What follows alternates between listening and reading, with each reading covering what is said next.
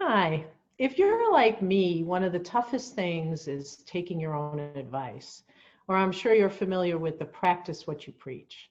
Last week, I talked about my 9,000-mile trip cross country and some of my points about what I noticed as I traveled across the country. Well, now I've come back to work full-time at my desk, not working out of a truck or a hotel room. And once again, I'm looking at practicing what I preach. I'm Debbie Harris. I'm the owner of PI Media. What am I talking about today? I'm talking about LinkedIn. I'm talking about moving your business forward during a time when, frankly, nobody really knows what is going on. And as I talk to business owners and professionals around the country, around the globe, everybody's really wondering what is going to happen over the next 6 to 12 months. Well, one thing I can tell you is whatever happens, you need to keep marketing your business. You need to keep prospecting. You need to keep being in front of people. You need to keep making videos and putting them out there. My LinkedIn Velocity program does that if you're interested in learning more about that. And yesterday, I was reading again about the story of Mr. Kellogg and Mr. Post. And it's what reminded me about practicing what I preach and making sure that I'm taking my own advice. Many of you know the story.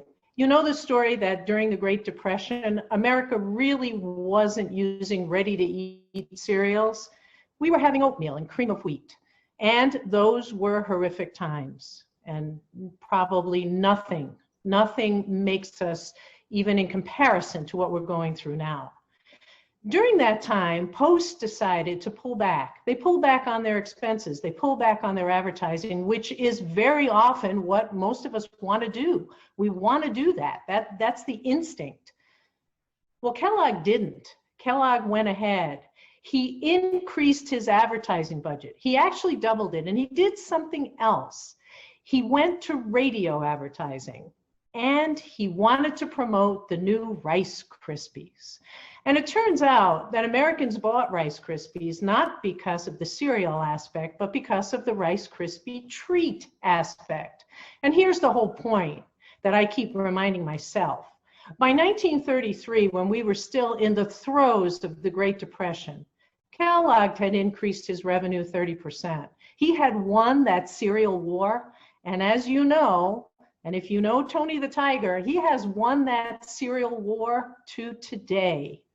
So again, I want to remind you, you must stay in front of people. Those of us that stay in front of people now, we will reap the benefits later. And if you want more information, my contact information is with this video, and there's plenty more videos on pimedia.me. Have a great rest of your day.